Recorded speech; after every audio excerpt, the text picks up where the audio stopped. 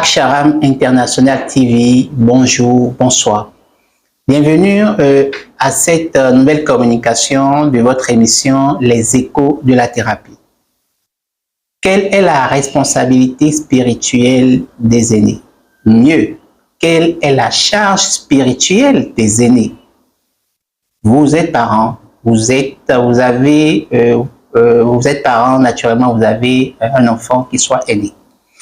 Quel accompagnement vous pourrez lui apporter en tant qu'aîné?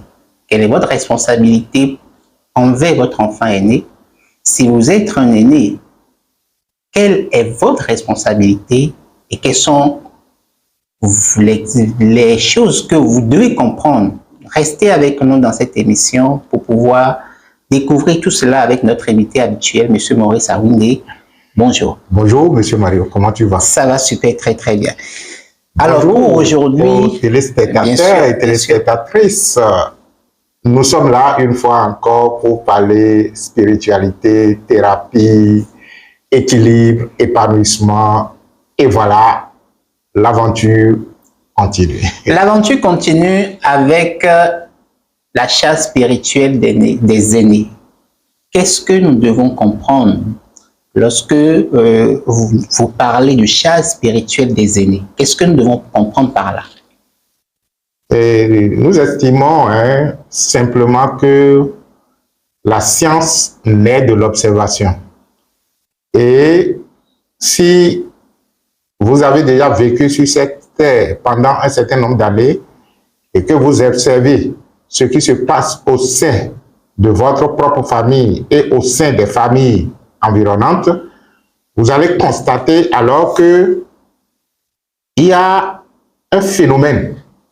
Le phénomène que l'on constate souvent, c'est les premiers enfants qui naissent d'une famille. C'est classique, soit ils réussissent et ils drainent tout le reste, ou bien il leur est très difficile de réussir et c'est par la suite peut-être que quelques personnes émergent ou quelques enfants émergent dans la famille, laissant donc l'aîné à la traîne. Et puisque rien n'est au hasard dans l'existence humaine, lorsque vous observez de tels phénomènes et que vous commencez par questionner la vie vous répondra. Et c'est justement la réponse à ces différents questionnements que nous sommes venus partager avec vous en faisant ressortir les principes et les lois qui font que les choses se passent comme ça et ne peuvent se passer autrement. Alors, quelle que soit votre position dans la famille, cette émission vous intéresse. Quel que soit votre statut dans la famille, ça vous intéresse parce que vous saurez désormais quelle est votre responsabilité à vous, même si vous n'êtes pas le premier-né de la famille.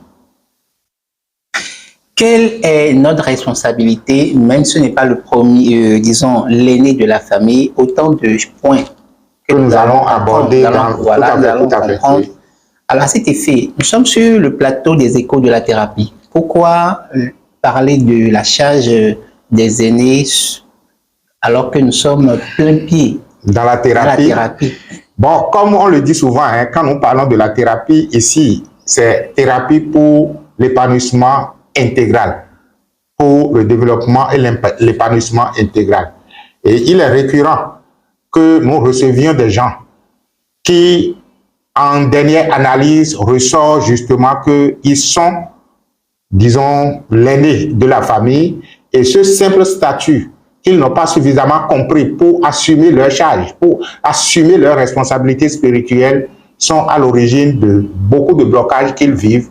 Et si vous êtes aîné, alors écoutez-nous, vous allez vous revoir à travers cette émission. Ça vous permettra donc d'ajuster les choses qu'il faut ajuster pour être en équilibre. Donc, la charge spirituelle des aînés et la thérapie, c'est en fait permettre à ceux qui sont des aînés ou permettre aux autres membres de la famille de pouvoir équilibrer les choses et accompagner les aînés dans leur charge spirituelle. ce que nous appelons charge spirituelle des aînés, qui est en fait le thème de l'émission. C'est en fait, qu'est-ce que vous portez? Quand on dit charge, c'est ce que vous portez. Bien sûr. C'est ce que vous portez. Qu'est-ce que la vie vous fait porter pendant qu'il vous fait naître premier de la famille? Qu'est-ce que vous portez en termes donc de responsabilité spirituelle quand vous êtes né premier de la famille? Il s'agit donc de décoder cela pour vous permettre de comprendre que on ne naît pas dans une famille en première position par hasard. Cela présuppose que vous êtes porteur d'une charge à assumer. Et c'est justement parce que la plupart des aînés ne sont pas suffisamment instruits pour pouvoir assumer leur charge qu'on les voit souvent dans une position bizarre. Position bizarre parce que tout à l'heure, quand on préparait l'émission, M. Mario est revenu sur un fait courant dans notre tradition à nous. Est-ce que je veux dire en Afrique de l'Ouest ou bien particulièrement au Bénin, on dit souvent que les aînés... Bien sûr, enfant dit nous combien nos goûts, comme on dit enfant. Voilà. En français, on peut dire les aînés sont bêtes. Les aînés sont souvent bêtes. Ils sont souvent bêtes, voilà. Je me rappelle même quand j'étais enfant, les parents disaient à côté de nous conviens nous. C'est-à-dire, c'est parce que tu es le premier que tu es suffisamment bête comme ça. Et parfois, lorsque on voit les personnes âgées, je vous en prie, oui. On dit, toi là, tu fais comme tu fais comme si tu es le premier de la famille, tu fais comme si tu es l'aîné.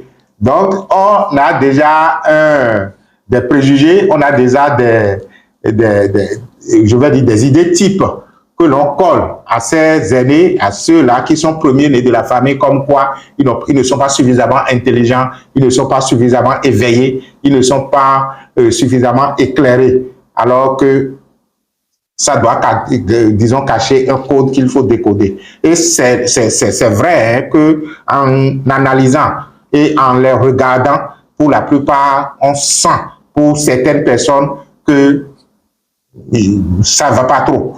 Ça va pas trop sur tous les plans. Et pourquoi il en est ainsi, c'est justement de ça que nous allons... Alors, je crois que la situation est on ne peut plus importante, vu que c'est une réalité déjà que nos parents connaissent déjà. Alors, dites-nous, lorsque on parle de charge spirituelle, d'abord, le mot charge a une certaine connotation, une apparence négative. Est-ce qu'on va le prendre, le mot charge, comme je vous en prie, hein, une tour de la gorge. Mais cela ne nous empêchera pas donc de faire l'émission. Alors donc, lorsqu'on parle de charge, est-ce qu'on doit le comprendre comme quelque chose de négatif ou comment? Oui, ça dépend de à quelle position vous vous situez. Si vous vous situez dans une position de je suis victime des contextes et des situations, vous allez prendre ce que nous appelons charge spirituelle comme étant, disons, du côté péjoratif. C'est-à-dire comme quoi j'ai beaucoup de choses à assumer, par conséquent, c'est ça qui fait que je ne me suis pas épanoui, c'est ça qui fait que je ne me suis pas développé. Et ça, c'est vrai. Hein? Lorsque vous êtes né en première position dans une famille, c'est vrai. Je me rappelais, entre-temps, il y avait un petit test qui avait circulé sur les réseaux, là, j'ai fatigué. Le test disait que il faut accorder de l'importance aux aînés et que les aînés ont beaucoup de, c'est-à-dire qu'ils ont beaucoup de charges ou bien de préoccupations et que quand quelque chose ne va pas dans la famille, c'est d'abord vers eux que tout le monde allait. Je ne me rappelle plus exactement de la description du test, mais c'est la réponse qu'un jeune a donnée qui m'a beaucoup fait rire. Il dit oui. Pourquoi ils ne vont pas assumer ça? Quand on était enfant, c'est eux qui prennent d'abord les gros morceaux de viande, non?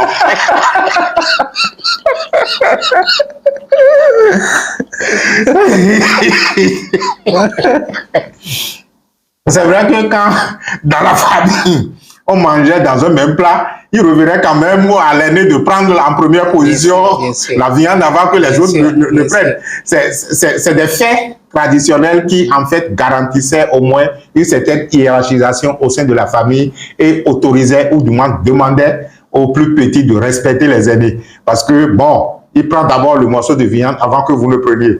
Donc, lui disait que c'était eux qui prenaient d'abord les gros morceaux de viande et c'est eux après. Donc, il est normal qu'ils assument assez de disons, de responsabilité ou bien que au niveau de la famille, que ce soit eux qui assument ci ou ça. C'est juste pour nous faire rire.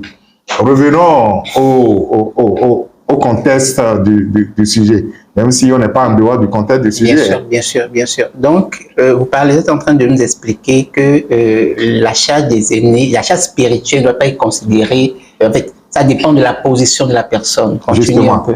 Donc, je disais que lorsque vous avez reçu une éducation qui a tendance à vous prendre en pitié, qui a tendance à vous prendre en victime, vous aurez, disons, très tôt fait de dire que ce que nous appelons charge spirituelle est du négatif. Parce que quand on dit charge, c'est vrai qu'il faut que cela sous-entend qu'il y a quelque chose que l'on porte. Il y a un bagage que l'on porte de façon, disons, classique, littéraire. Mais ce que nous entendons par charge spirituelle des aînés, c'est justement de comprendre tout simplement que ce sont les défis que la vie organise. Et la vie n'organise pas ces défis, en fait. Ce sont les défis que vous, en tant qu'être, voulant prendre la position du premier de la famille, vous propulsez dans l'existence.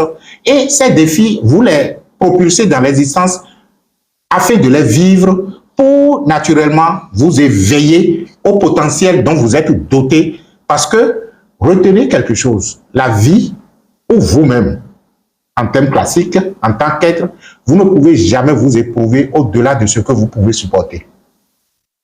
Oubliez l'histoire que le diable existe ou les démons existent. Même si les démons existent, c'est vous qui les avez fabriqués. Et si c'est moi qui les ai fabriqués, autant je leur ai donné du pouvoir et de la force pour me tester, autant le pouvoir et la force qui a permis de les fabriquer, ce pouvoir se retrouve en arrière-plan. Et dès lors que je prends conscience que c'est moi qui ai fabriqué, déconstruire devient facile. Le problème, c'est justement que l'éducation de la société humaine n'est pas une éducation de responsabilité. On veut toujours voir la main de quelqu'un d'autre ou le pouvoir de quelqu'un d'autre en train de nous influencer. Revenons au contexte. Ce que nous appelons charge spirituelle des aînés, on dirait tout simplement, ce sont l'ensemble des défis que l'être propulse dans l'existence avant même de prendre corps, je pourrais dire. Et pendant que ce processus se déroulait, pendant que je décide, quand je voyais cette belle dame et ce beau gars en train donc de s'amouracher, en train d'avoir d'intimité, et que je décide de dire, ah, attention, à travers ceux-là, je vais venir et je serai le premier des leurs. Chez nous, on dit, c'est lui qui t'a montré, disons, ta face de... Je ne sais pas comment je vais expliquer ça en français. Hein, c'est lui qui t'a permis de voir le soleil. On dit, c'est nous qu'on met tout. C'est-à-dire, le seul là, ça veut dire ton être intérieur, on pourrait dire. Donc, on dit que le premier enfant, c'est lui qui t'a permis de voir ton, disons, le visage de ton ser, le visage donc de ton être. Cela veut dire que il y a que tu as quelque chose à l'intérieur de toi que tu ne peux pas voir. Mais lorsque tu fais un enfant, tu te vois à travers l'enfant, c'est-à-dire que l'enfant te représente. L'enfant vient au monde en prenant tes qualités et tes défauts pour les exposer devant toi, afin que tu puisses donc les voir. C'est ce que ça voudrait dire tout simplement. C'est lui qui t'a montré le visage de ton être intérieur. Parce que être intérieur, tu n'as pas vu, mais le fait que lui, il est sorti à travers toi en première position, tu as vu pour la première fois ce que tu es à l'intérieur. Est-ce que cela nous rappelle un peu l'expérience du non et du Atum? Tout à fait. Atum s'est généré, le non a généré Atum. On en viendra là finalement pour expliquer le code caché derrière le premier né de la famille. Alors, avançons un peu. Il y a une question qui m'intéresse. Que représente l'aîné sur le plan spirituel? L'aîné, en fait, sur le plan spirituel, représente en fait un pouvoir et une force. Et c'est justement parce que la plupart des aînés n'ont pas dompté ce pouvoir et cette force que la vie les malmène. Parce que regardez comme tu es, tout puissant. Mais regarde comme tu es. On t'a dit que tu n'es rien. Nous l'avons accepté. Et c'est vrai que dans la plupart des familles, hein, les aînés, en matière d'éducation, bénéficient certainement des soins qu'il faut parce que, bon, ça dépend du contexte. Si, entre-temps, maman et papa avaient une bonne situation avant de se mettre ensemble ou bien au début de leur, disons, vie d'unité, ils avaient une bonne situation, l'enfant naît dans de très belles conditions, on a tendance à mettre à sa disposition tous les biens matériels dont on dispose. C'est souvent les deux extrémités. Donc, le fait de vouloir le choyer au-delà de ce qu'on pouvait espérer peut déjà le mettre dans une situation de facilité et il ne va pas comprendre en fait que la vie, c'est être responsable. De l'autre côté, il y a que certaines personnes vivent une situation de pénurie et c'est dans ce contexte-là qu'ils mettent au monde les premiers enfants. Ça, généralement, c'est que l'enfant manque du moyen, ça manque je vais dire, du matériel pour pouvoir faire et être certaines choses. Et si, entre-temps, celui-là s'éveille beaucoup plus rapidement à ses dons intérieurs, ce sont des enfants qui réussissent parce que le contexte extérieur ne leur a pas permis je vais dire, d'oublier leur pouvoir intérieur. Le contexte extérieur qui était fait de contexte de pénurie et d'absence de biens matériels leur a permis certainement donc de cultiver leurs dons et leurs acquis intérieurs à les utiliser pour pouvoir donc, disons, réussir. Je ne dis pas de ne pas mettre les moyens à la disposition des aînés, mais je constate tout simplement que si, entre-temps, la vie était trop facile pour les aînés, trop choyés, généralement, ils ne réussissent pas. Il y en a qui s'éveillent, ça dépend de l'éducation dans chaque famille et tout le reste. Donc, l'aîné, en fait, veut dire quoi? Regardez l'univers et dites-vous que avant la naissance de toute chose où il n'y avait rien, quelque chose est né en première position. Et que, après cette chose, d'autres choses sont venues. C'est exactement la même chose qui se passe au niveau donc de la famille humaine. Ce qui veut dire que lorsque je suis celui qui est venu en première position, je suis en fait celui, on pourra dire, hein, on dit, ok, d'accord, c'est papa et maman qui se sont mis ensemble. Et puis, finalement, je suis venu. Mais papa et maman se sont mis ensemble, mais avant que je ne vienne, il n'y avait rien entre eux.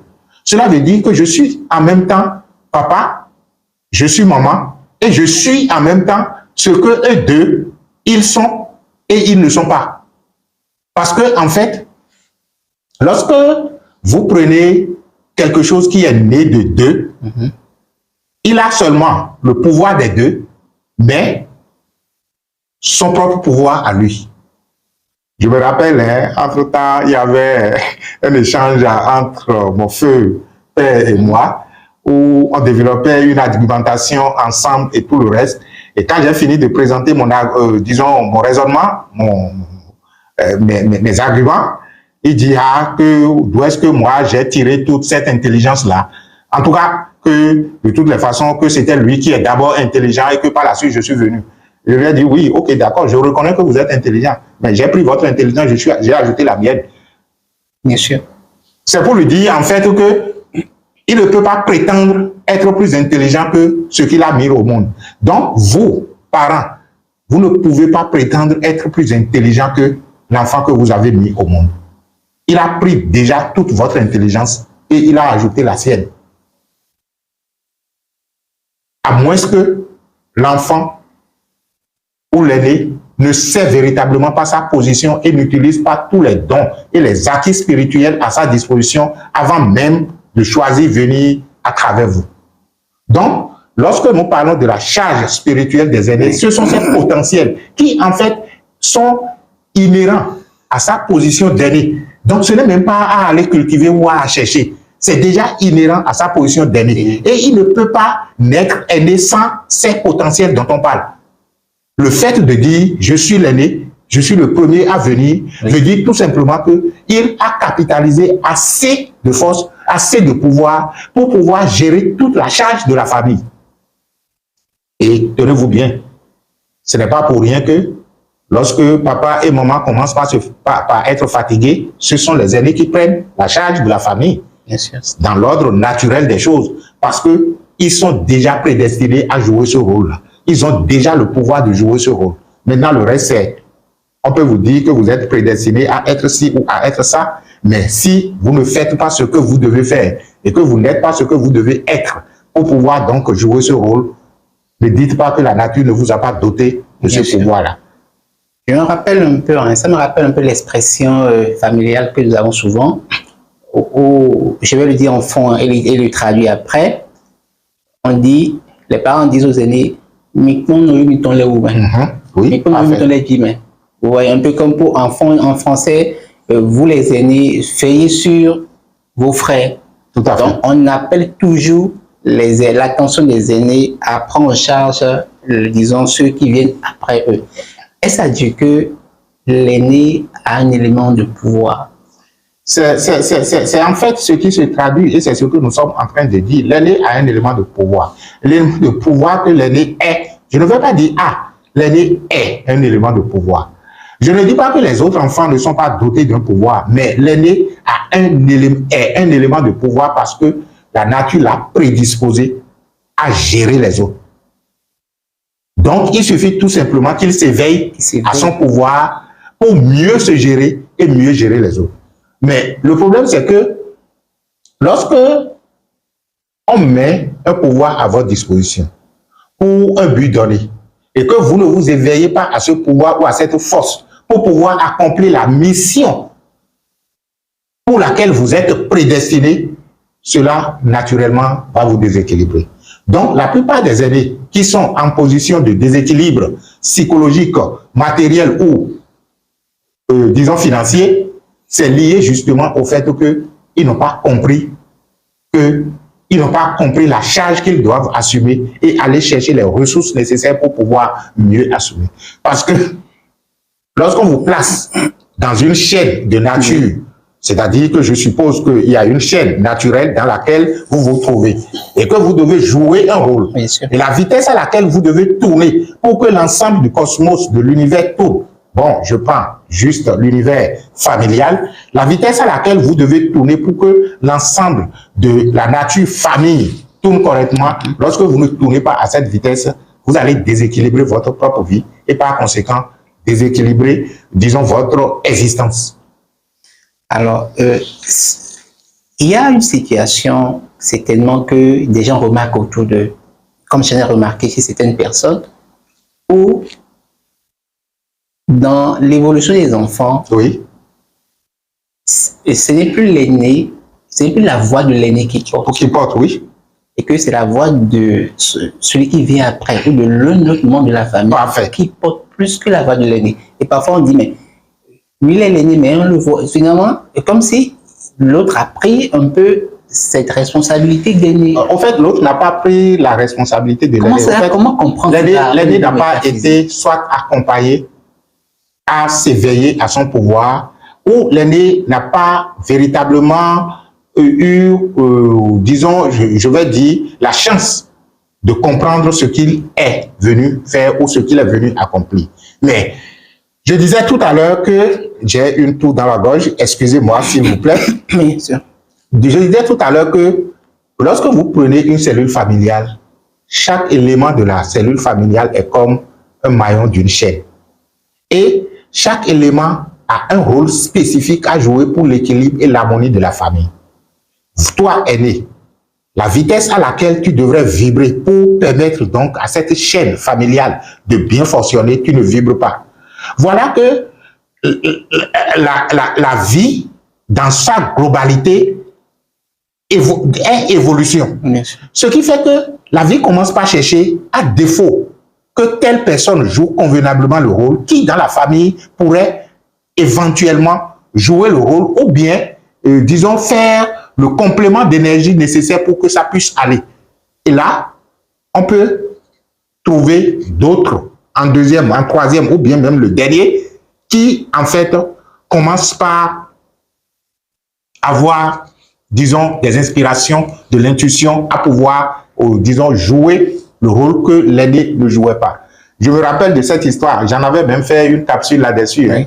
Où mère panthère demandait, mère chat demandait à ses enfants qu'il va les envoyer chez son ami mère panthère. Oui. Or, la stratégie de mère panthère, c'était de tuer les enfants chats. Et mère chat demandait à ses enfants, vous tous qui êtes réunis ici, là, qui, en fait, combien de, disons, d'erreurs vous allez faire pour pouvoir donc vous éveiller et ne plus faire d'erreurs. C'est-à-dire, combien d'erreurs tu vas faire dans ta vie pour t'éveiller. Et il paraîtrait que le premier a dit oui, qu'il faut que d'abord que deux choses lui arrivent et que à la troisième fois, il ne va plus se tomber dans le piège. Et le deuxième enfant dit non, que lui, il lui fallait juste une erreur et que au deuxième tour, il se serait déjà éveillé, il ne va plus tomber dedans. Et c'est le dernier enfant qui a dit, lui, qu'il n'a besoin d'aucune erreur pour pouvoir donc s'éveiller. Et l'histoire raconte, ou la légende raconte que Mère Chat a décidé alors d'envoyer le dernier vers la mère panthère. Et que là-bas, il a dû utiliser donc de toutes les stratégies et ruses nécessaires pour échapper à toutes les tentatives d'assassinat que mère panthère fait chaud là. Ouais, donc, il a su garder l'éveil tout au long de l'expérience. Tout au long de l'expérience. Donc, si entre-temps, c'était le premier qu'on envoyait, avant même qu'il ne constate qu'il y avait une erreur et deuxième erreur. Imaginez la fin. Et même le deuxième, avant même la première, après même la première expérience que... On a fait la fête. C'est pour dire tout simplement que lorsque les aînés s'éveillent à leur pouvoir, ils ont la possibilité de conduire le reste de l'énergie et n'ont même pas besoin de faire des erreurs que les autres estiment qu'ils vont profiter. C'est-à-dire qu'on estime généralement que, bon, ton grand frère a déjà fait cette erreur-là, ne le fais pas. Non. En tant que grand frère, on n'a pas besoin de faire des erreurs pour dire que nous avons fait des erreurs et les petits frères vont en profiter. Nous n'allons pas continuer à raisonner comme, disons, les chatons pour dire que c'est le dernier qui va finalement réussir. Non, à partir déjà du premier, l'expérience est possible que des erreurs ne soient pas faites parce que nous n'avons véritablement pas besoin de ces erreurs pour être ce que déjà nous sommes avant d'arriver dans cette existence. Ah, c'est très important. Je crois que une autre question s'impose là, à savoir alors quelle est un peu la responsabilité spirituelle de l'aîné pour qu'on puisse mieux comprendre. Oui, la responsabilité spirituelle de l'aîné se retrouve dans le fait que lorsque vous êtes le premier né de la famille, cela suppose que vous êtes doté d'une énergie pour conduire tout le reste. C'est-à-dire que c'est comme si on dit vous êtes à la tête du peloton. Et lorsque vous êtes à la tête du peloton, cela veut dire qu'il faudrait que vous soyez suffisamment éclairé pour donner les bonnes orientations. Et cela suppose, dès le départ, que quand vous êtes aîné, la première des choses qu'il faut aller chercher, ce sont vos potentiels intérieurs qui vous ont fait naître aîné. Ça, il n'y a pas une potion magique spécifique que vous allez prendre pour dire oui. Maintenant, quand j'ai pris la potion, je me suis éveillé à chose là. C'est la culture de l'intériorité. Donc, si vous êtes aîné, vous avez la lourde responsabilité de faire la culture de l'intériorité. Quand je parle de la culture de l'intériorité, il s'agit de ce retour de la conscience sur elle-même qui doit être opérationnel dans votre vie. Vous ne pouvez pas être l'aîné d'une famille et ne regarder que devant vous. Vous devez regarder le plus souvent que possible en vous. Regarder le plus souvent que possible en soi signifie tout simplement que vous reconnaissez que vous êtes venu dans ce monde, mais que vous n'êtes pas de ce monde. Que vous êtes venu de quelque part et que vous avez été doté de tous les pouvoirs et de toutes les forces nécessaires pour accomplir votre rôle d'aîné, c'est-à-dire votre rôle d'être, disons, la tête du peloton. Et cela suppose que vous avez une force énergétique, vous avez un pouvoir énergétique pouvant donc drainer tout le reste. Si vous ne le faites pas et que vous ne le savez pas, votre propre vie sera déséquilibrée. Parce que la nature vous a placé dans une position où vous devez jouer un rôle spécifique. Et si vous ne jouez pas le rôle, la nature cherchera de toutes les façons quelqu'un dans la famille à qui attribuer le rôle. Mais c'est votre propre vie qui en dépendra, ou votre propre existence, je voudrais dire. Alors ça suppose que quelque part, il n'y a pas d'excuse pour les personnes qui disent « Bon, c'est parce qu'il est l'aîné qui fait ça ». Il n'y a pas d'excuse en fait. C'est parce qu'il est l'aîné et qu'il n'a pas compris le rôle qu'il doit jouer, qu'il fait ça et qu'il est comme ça. Alors, quel est alors, disons, l'accompagnement que les parents peuvent apporter à un aîné ou à leur enfant aîné? Oui, ça c'est vrai que c'est du rôle ou de la responsabilité des parents d'aider celui qui est né en première position à s'éveiller à son pouvoir pour pouvoir donc assumer la charge. Mais généralement, les parents se contentent aussi. Oh, wow, je comprends maintenant, mais quelle est aussi l'éducation que le parent a reçue et quelle est sa vision? Parce que vous ne transmettez aux enfants que la vision que vous avez de vous-même et la vision que vous avez de la vie. Le mal dans l'histoire, c'est que lorsque vous êtes parent et que vous ne faites pas preuve suffisamment d'introspection et d'analyse personnelle, vous pensez que vous avez réussi pendant que vous souffrez. Le seul indice de réussite dans cette existence, c'est est-ce que vous êtes heureux? Quels que soient les biens que vous avez accumulés, quelle que soit, disons, la théorie que vous développez, si vous êtes honnête envers vous-même et que vous ne vous sentez pas heureux, dites à vos enfants, moi j'ai échoué. J'ai échoué parce que je ne suis pas arrivé à être heureux dans l'existence. Donc, par conséquent, je ne vais pas te dire alors ce qui m'a conduit à cette destination. Je ne vais pas donc faire la promotion de ce qui m'a conduit à cette destination en toi, mais cherche par toi-même parce que pour le moment, je n'ai pas encore trouvé. Est-ce que ça, ce n'est pas suffisamment honnête? Vraiment, vraiment, vraiment. Mais si vous avez la chance en tant que parent que la vision que vous avez de vous-même et la vision que vous avez de la vie vous rend heureux et que vous êtes heureux, communiquez-le à votre aîné le plus tôt que possible. Donnez-lui les grandes orientations qu'il faut pour que le plus rapidement que possible, il comprenne qu'en fait, il a une grande charge. Non, on ne va pas parler en termes de oui, tu es l'aîné, tous tes enfants, tous tes petits frères seront à ta charge. Non, ce n'est pas de ça qu'il s'agit. Je ne parle pas donc de la charge matérielle, même si cela s'y trouve. Okay. Parce que, de façon classique, on dit tout simplement, oui, il faut que toi tu réussisses pour pouvoir prendre en charge les autres, parce que c'est toi qui es l'aîné ici. Ce n'est pas de ça qu'il s'agit. Parce que cette théorie n'a pas trop fonctionné. Ou bien même, des aînés se sacrifient pour matériellement remplir, c'est-à-dire aider les autres à pouvoir s'en sortir, oui. Mais on constate tout simplement que, bon, les autres ne les regardent pas. J'ai reçu une dame la fois passée qui, bon, elle n'est pas l'aînée, mais elle doit être en deuxième position, qui s'occupe très bien de ses petits frères et de ses petites sœurs. Mais bon, il dit, bon, il lui arrive de venir dans la chambre qu'il leur a louée et que personne ne le regarde avant qu'il ne passe et qu'il n'aille s'asseoir ou faire ce qu'il a à faire.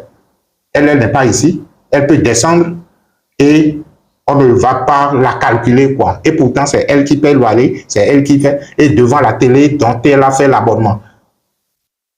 Et chacun est dans son truc. Donc, je ne parle pas de mettre les moyens matériels à la disposition des frères et sœurs, même si on doit le faire également, mais le plus fondamental, c'est de découvrir que vous avez une charge spirituelle, la charge spirituelle qui fait de vous des aînés, qui naturellement vous permet de remplir toutes les autres conditions, même matérielles, sans trop se forcer. Retrouvez d'abord votre propre équilibre en tant qu'aîné et communiquer cet équilibre-là aux autres. C'est de ça que nous parlons. Donc ça suppose qu'un parent ne doit pas encadrer l'aîné de la même manière que les autres enfants. Non, pas du tout. Parce que à chaque enfant est prédestiné quelque chose. C'est-à-dire, quand on dit prédestiné, ne voyez pas le destin comme figé aussi ou ça. Le seul destin que nous avons en tant qu'être, c'est la manifestation de notre gloire intérieure. Donc, je vous en prie, dans la logique de la manifestation de cette gloire intérieure, il se fait que l'aîné a un rôle énergétique assez élevé à jouer. Et il faudrait donc que l'aîné, par son éveil, par la découverte de son pouvoir intérieur, puisse cultiver et, disons, faire élever sa fréquence vibratoire afin de pouvoir porter tout le reste. Il n'a pas besoin nécessairement de dire « je suis en train de faire telle chose physiquement, je suis en train de faire ci, Il reste tranquille et il porte les autres. Il porte les autres parce qu'il est le premier à venir et après lui, les autres sont venus en lui. C'est comme si, je parlais donc de la création de l'univers, c'est-à-dire que lorsque tu apparais en tant que premier, couvrant toutes les parties de l'univers, les autres choses qui apparaissent après apparaissent en quoi? En toi. Donc, l'énergie de l'aîné, qui est la première énergie à être propulsée dans l'existence, couvre déjà toute la famille et les autres sont venus là-dedans après. L'aîné doit comprendre qu'il porte énergétiquement tous les autres et même papa et maman parce que justement, il leur a déjà pris leur pouvoir. Alors là, ça devient, disons, vraiment opportun pour les aînés qui nous suivent, les parents qui nous suivent, de donner, disons, d'avoir de nouvelles attitudes par rapport à leur relation, d'abord à leur éveil, à leur, disons, éveil et à la façon dont ils auront à donner les orientations. Lorsque les choses sont bien comprises et que l'aîné comprend son rôle, comprend sa responsabilité, qu'il joue, je parle de la responsabilité spirituelle, qu'il joue cette responsabilité, les autres membres de la famille aussi ont le devoir d'honorer cette responsabilité. Alors, quelle est alors cette responsabilité? C'est en fait tout simplement une reconnaissance. C'est vrai qu'on peut l'honorer à travers des gestes matériels, mais c'est une reconnaissance. Même si l'aîné n'est pas matériellement bien placé pour jouer le rôle matériel de la famille, les autres membres de la famille ont le devoir de le respecter. Ils ont le devoir de le respecter. Si vous respectez votre grand frère, le premier-né de la famille, et même si lui, il ne joue pas son rôle, vous auriez pu au moins jouer votre rôle de respect à l'endroit du principe qu'il incarne. Parce que ce dont on parle, c'est, disons, une hiérarchisation des choses au sein de l'univers. Et vous devez respecter cela. Donc, les autres membres de la famille, les autres enfants qui sont venus après, ont l'obligation, plus qu'un devoir, du respect envers l'aîné. Je parle du respect et de reconnaissance d'avoir été celui qui a ouvert la voie. Celui qui, en fait, est le premier à s'injecter. Et puis, nous sommes venus après. Et puis, nous sommes là. Ce n'est pas facile. Ce n'est pas facile pour une énergie de s'extérioriser, de vous porter et de vous laisser être pendant que vous êtes là. Parce que, du point de vue métaphysique, l'aîné peut constituer un handicap pour la venue d'autres enfants. Donc, si l'aîné n'a pas été un handicap pour la venue d'autres enfants et que vous êtes venu, vous devez lui rendre honneur. Ça, ce n'est pas négociable. Voilà l'attitude, par exemple, des autres qui sont venus après l'aîné. Alors, lorsque vous parlez de rendre honneur, honorer l'aîné, est-ce à dire qu'il faut, par exemple, lui faire des dons ou bien juste lui témoigner le respect? Est-ce qu'il y a des formes d'action spécifiques qui sont recommandées? Le respect part d'abord de l'intérieur. Après, le respect, c'est la reconnaissance, la gratitude, ou du moins, je dirais même que la reconnaissance avant le respect. Bon, on ne peut pas hiérarchiser. Reconnaissance et respect alors. Maintenant, vous devez faire en sorte que l'aîné se porte bien. Faire en sorte que l'aîné se porte bien, c'est que si, entre-temps, il a besoin de quelque chose, faites de votre mieux pour le lui donner. Je ne dis pas nécessairement de prendre les aînés et de leur dire, bon, on va vous choyer, on va vous faire ci, on va vous faire ça. Mais vous avez besoin de participer à son équilibre parce que votre propre équilibre dépend de son équilibre à lui. Donc, si lui, il n'arrive pas à s'assumer véritablement, moi, qui suis venu après, je fais en sorte qu'il soit équilibré en participant. Et si cela nécessitait des gestes matériels, je dois le faire. Parce que ce n'est pas concevable, par exemple, que vous soyez dans une situation d'abondance matérielle pendant que l'aîné de la famille manque du minimum. Je ne dis pas, on va dire oui, il y a des aînés à qui on a donné des sous pour dire faites ci, faites ça, et ils n'ont pas pu. Non, je ne dis pas de leur mettre l'argent à disposition s'ils n'ont pas la capacité de gérer. Mais vous pouvez tout simplement dans votre budget concevoir le fait que lui aussi, il a besoin de vivre. Parce qu'il y a de ces aînés qui, naturellement, subissent l'intégralité de leur charge spirituelle. Alors, est-ce que, disons, l'enfant qui est le seul enfant de la famille est au même registre que l'aîné? Non, je pense que là, ça fait un autre cas spécifique sur lequel on pouvait revenir. Parce que avant de parler de aîné, c'est qu'il y a d'autres qui sont venus après. Et c'est parce que celui-là a permis à ce que d'autres viennent après et qu'ils vivent avec lui que nous sommes en train donc de parler de sa charge spirituelle et de la responsabilité des autres membres de la famille envers celui-là qui est l'aîné.